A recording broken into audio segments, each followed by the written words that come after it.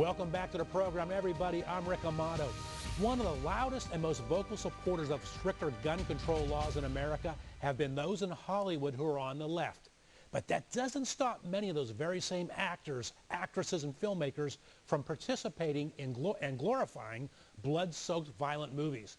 Joining me at this time is a leading Hollywood weapons specialist and prop master.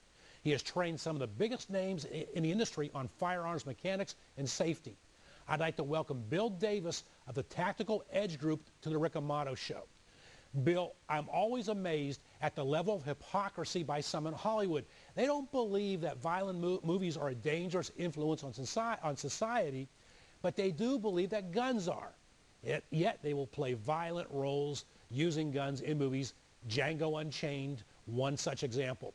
Now, Bill Davis, I've been told by some in the industry that there are many actors who publicly campaign and support the anti-gun movement, and yet they personally own those very same weapons that they're trying to ban. Have you noticed very much of this sort of examples of this sort of hypocrisy in Hollywood? Well, thanks for having me on, Rick. Hollywood just seems to be a hypocritical town all the way around.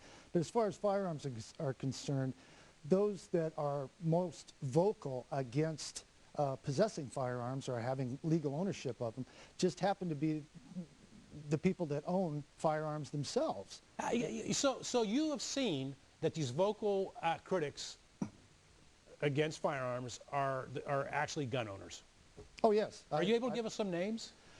No. I want to continue working in the business, so I'm not going to do that. I am surprised you're comfortable saying what you said without fearing of being blacklisted.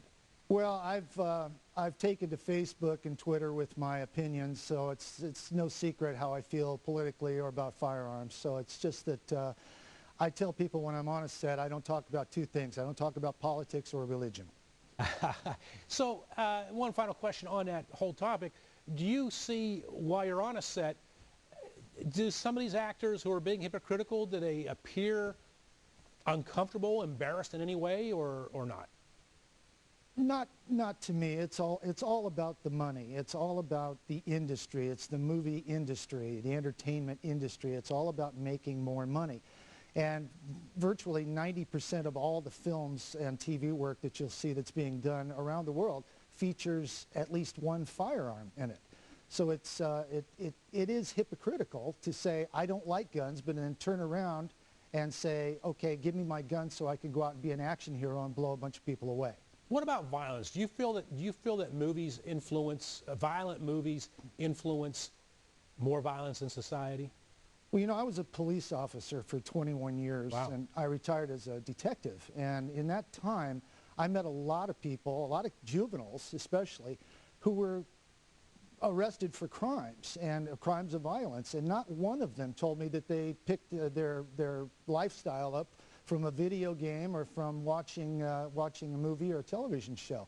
You and I grew up watching action movies, and I'm somewhat older, but I grew up watching action movies, people getting shot and blown up and all that, and it did not affect me. And you know, it's all a matter of I think it's a lack of parenting. I think that's solely the reason that kids are going bad the way they are this And days. you know what? I can't say it affected me either. If it has, I don't know that it has. You know, I missed it if it did.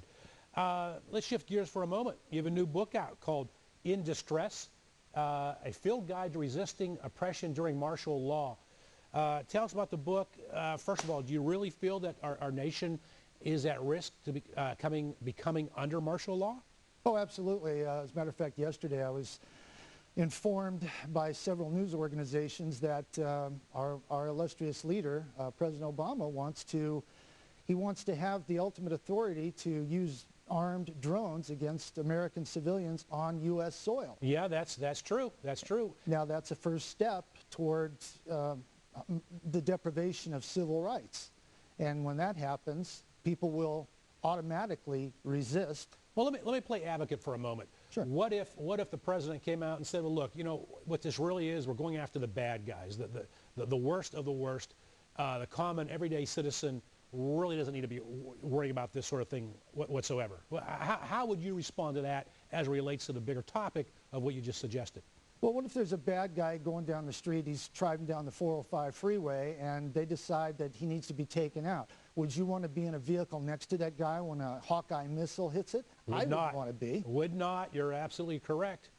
You know, there's been a lot of news stories. Some say that it's right-wing hysteria about the government buying record supplies of guns and ammo. What does that tell you, if anything? Well, why does any federal agency need a million plus rounds of ammunition? Why do they need to stockpile MREs, meals ready to eat? Why do they need this stuff? Why do they need to have flak jackets or bulletproof garments for their employees? Why? I don't know what that answer is. What would you say the answer is? Well, if you have agents in the field or uniformed personnel, of course they have to have their bulletproof vests and they've got to have ammunition. But a million plus rounds indicates to me that they're looking towards the long haul of possibly civil oppression. And this is more than suppressing riots or more than suppressing civil unrest. I believe in my heart, knowing what I know and the people that I know and the various agencies and organizations that I'm connected with, I believe that we're in for martial law, and I believe it's going to come sooner rather than later. Well, Bill, I hope on this one you're wrong. Me too. Bill Davis, thank you for joining us. It is incredible to hear some of the truths about Hollywood and hypocrisy. It's shocking that there's no way to know any of these details unless someone like you comes on a show like this and tells us. Thanks for coming on the Rick Amato Show, Bill Davis. This video segment that you just saw from the Rick Amato Show was recorded earlier in 2013.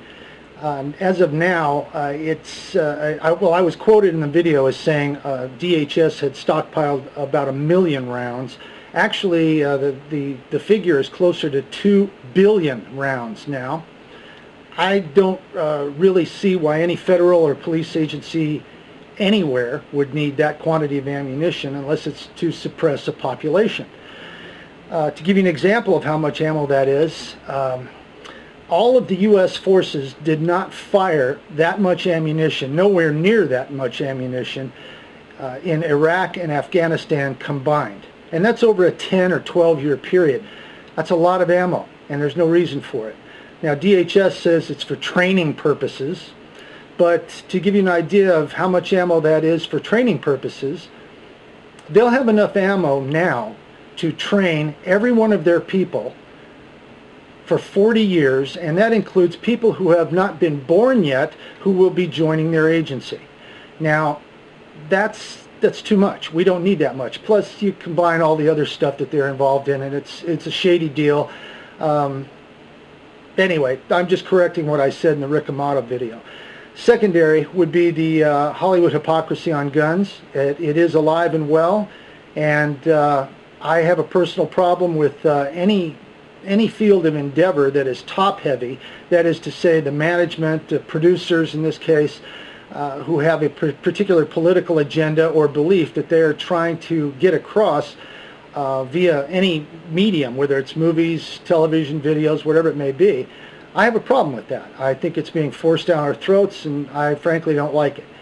But anyway, having said that, I will still continue to work in movies, and I will still provide firearms and training to those who want it, so they can look believable and they can handle the weapons safely. Anyway, that's about all there is to it. I want to thank you for watching both of the Rick Amato video and this one, and I'll talk to you next time. I'm Bill Davis.